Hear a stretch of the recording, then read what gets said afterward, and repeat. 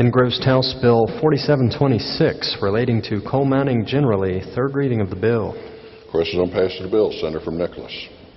Thank you, Mr. President. House Bill 4726 relates to coal mining generally.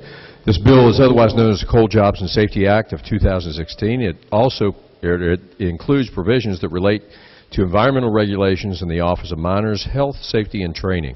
The intent of the bill is to continue the reform efforts of the Coal Jobs and Safety Act of 2015 and make limited changes to the regulatory authority of both DEP and the WVMHS&T in order to create more efficiencies in carrying out the duties of both offices. The changes included in this bill also create more certainty for the coal industry.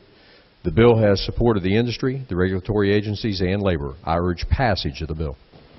Questions on passage of the bill? Is there discussion? Senator from Marshall. Thank you, Mr. President. Will the Senator from Nicholas yield? Senator yields. Senator from Marshall. Yeah, I know one of the things we're doing away with this is the elimination of the Office of Blasting. Is that correct? That is correct. Was that suggested by the DEP or? It is the responsibilities of the Office of Blasting have already been assimilated into the DEP organization proper. All right. And but this was not their proposed legislation. Is that correct? It is.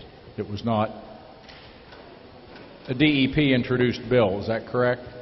They did. All right. I think that's all I have, Mr. President. Further discussion? Oh, I'm sorry. Senator from Marshall. Thank you, Mr. President.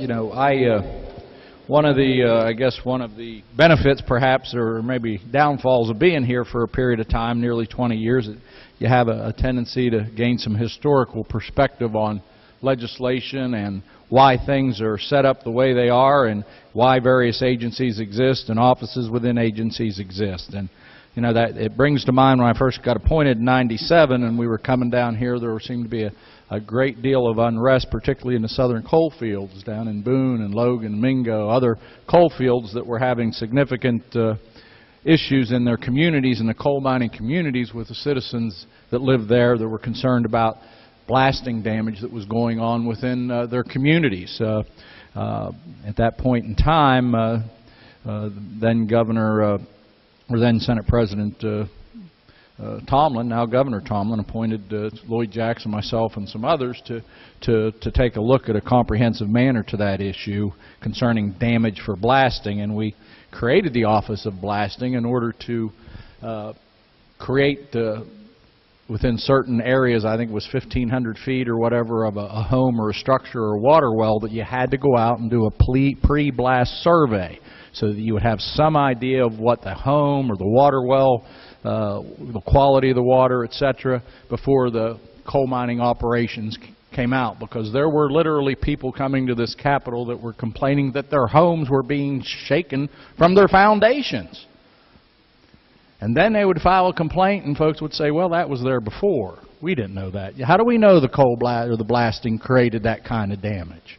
We don't know that. So we set up a mechanism to assist the residents of those communities to present their claims, to give them a baseline data of what their homes and their conditions of their home. They had to go out and take pictures and films and testing on their water wells so that after the fact, when the blasting was done, if there was damage to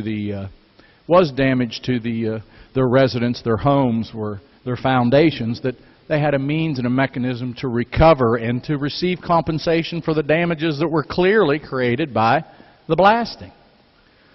I see, you know, we're just eliminating it.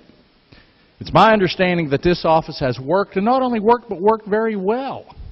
There's been no complaints I've heard. DEP, I understand, is not satisfied. Unsatisfied. It isn't their bill. They don't have the manpower, the resources, the capabilities to do this, quite frankly. They don't. They didn't ask for this to be done.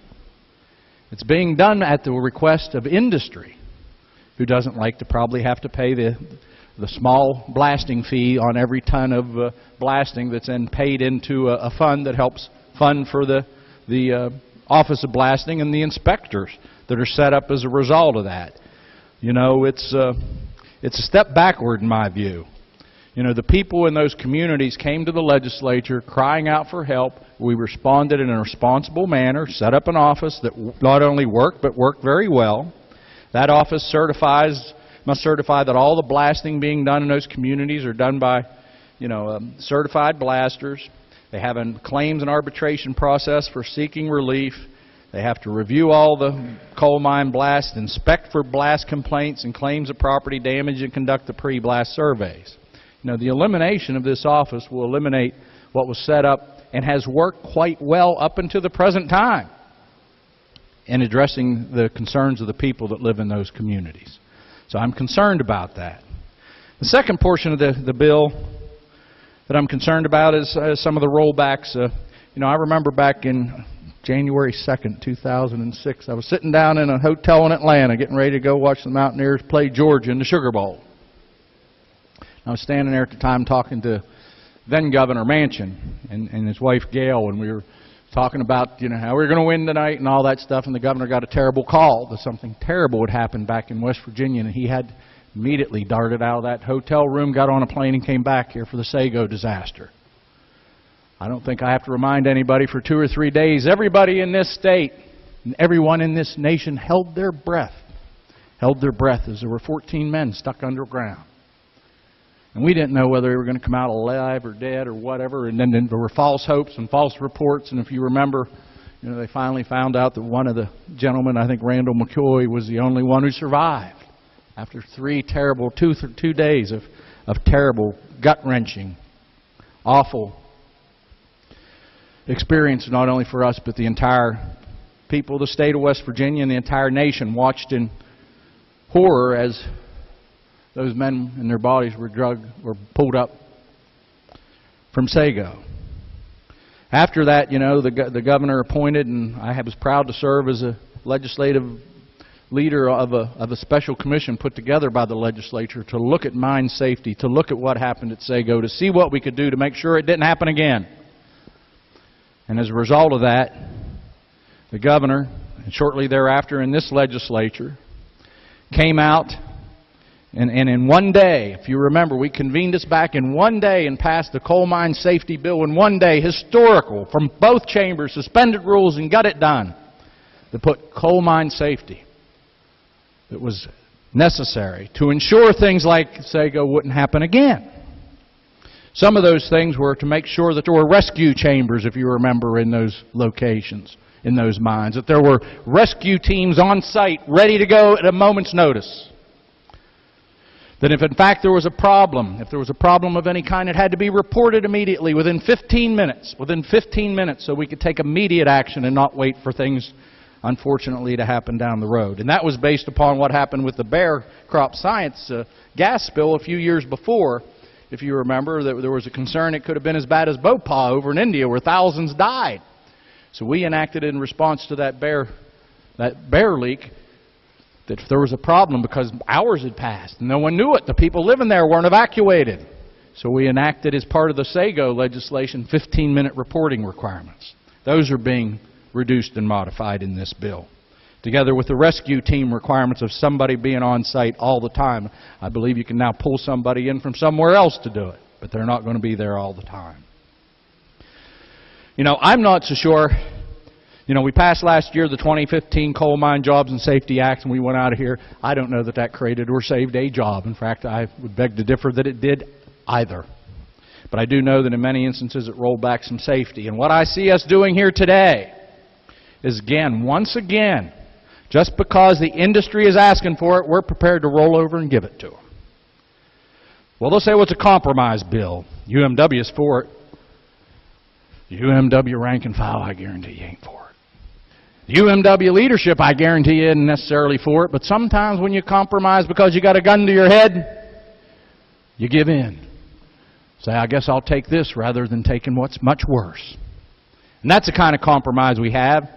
It's similar to the compromise I'm reminded last year we did with prevailing wage. How'd that work out for us, guys?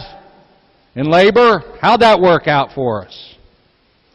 Not so good. I suggest, Mr. President, this bill rolls back safety standards. It rolls back protections for the people that live in our coal mining communities who came to this Capitol and asked for our help, and we responded in a responsible fashion. And we are not replacing it. If it isn't broken, number one, you don't fix it. If it isn't broken, you surely don't throw it out, because it's working.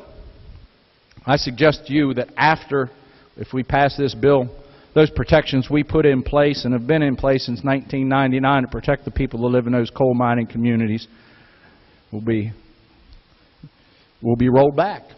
They will no longer be in place. And again, with the safety standard, we're rolling back. You know, we're rolling back safety standards that we enacted because of the people that died, those folks that died at the Sago mine disaster. Because the passage of time, I guess, heals all wounds. But it should not heal, and it should not stop us from rolling back safety standards. Not for the people that work in those mines, not today, not ever. You know, no good deed sometimes ever goes unpunished. I would suggest to you what we did in 1999 with the other bill and what we did in 2006 were good deeds that took care of coal miners, that took care of people in our coal mining communities. Let's not abandon them today because the coal industry is struggling financially. There are things that were put in place, they're good things, they're working. This bill throws them to the wind. That's wrong, Mr. President. That's wrong, and for that reason I'm going to vote no and urge you all to do the same. Thank you, Mr. President. Senator from Logan. Thank you, Mr. President. And all due respect to the minority leader, you know, I looked at that bill. I was in energy and mining, and I had questions about the bill early on. Certainly, industry wants the bill, but a representative of the UMWA, for the last 2 weeks, I've talked to him about the safety sanction of the bill. And I said, I think that you all should be able to negotiate this out to where we have an agreed-to bill. And as a member of that particular committee, Energy, Industry, and Mining, I was satisfied during the portion of the committee meeting when I personally, along with my colleague from Braxton, we had a concern about the definition of safety support by EMTs. And my colleague made a superb notation that you would not even have to work for that particular coal company if you was in a defined area to be there in an appropriate time. You'd be allowed on the property to assist in the emergency status. So we looked at every facet. The Sago catastrophe and some of those that happened years ago, Lord, I hope and pray it never happens again. Most of your blasting's not with underground facilities. It's on their surface mines. You may blast if you're fixing a road back on the top of a hill to an underground facility, but most of your blasting is on mountaintop removal, layered mining, surface mining, whatever you choose to call those. I know the passion that my minority leader has about the safety of these people, but what else can you do as a legislator when you have a bill that provides employment, safety, production, and expansion of jobs, and you ask everybody that has any portion of affiliation with the bill on safety, production, and everything that I have alluded to.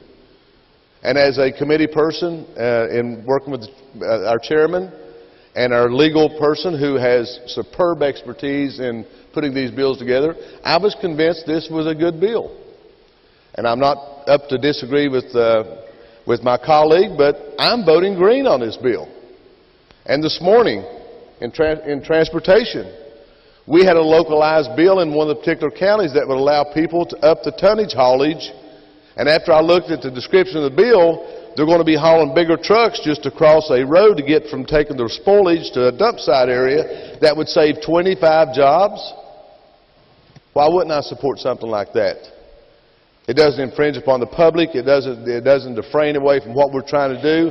If we don't stand up as legislators and try to keep our people working and look at avenues of visionary aspects to make things work, not always toe-to, but on an individual basis sometimes to make it applicable. And sometimes what you do on Tuesday, you may not do next Tuesday. But let's look at each issue. With that, I highly speak in favor of the bill. Further discussion. Senator from Nicholas to close. Thank you, Mr. President. Just a couple of items for clarification. With regard to the Office of Blasting, this particular bill does nothing more than clarify what's already being done in the Division of Mining and Reclamation under the DEP. What we've done is we've cleaned up and we've removed ambiguity. When you have ambiguity, it presents uncertainty. It presents opportunity for unsafe conditions. We've removed that by making the clarifications we've done to this particular piece of legislation. With regard to the miners' health, safety, and their welfare, I will tell you as a professional engineer, I want to make sure that everybody goes home every day safe. I want them to come to work in the morning safe. I want them to go home in the evening safe.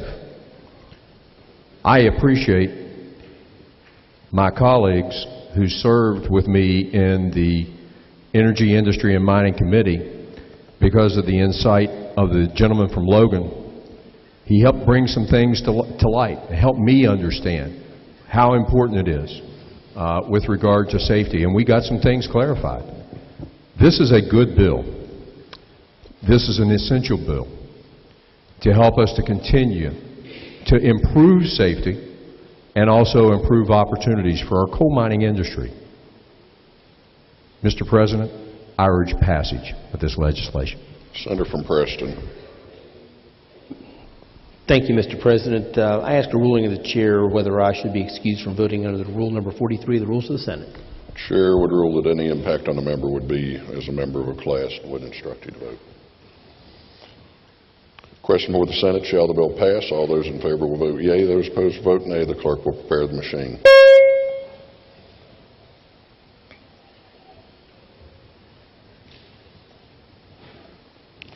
Has every member voted? If so, the clerk close the machine to ascertain the result. On this question, 30 yeas, 4 nays, 0 absent, not voting. More than a majority of those present and voting having voted in the affirmative, I declare the bill passed. Clerk has title amendment. Senator Bosso moved to amend the title of the bill. Questions on the adoption of the title amendment. All those in favor will say aye. Those opposed, no. The ayes have it. Declare the title amendment adopted.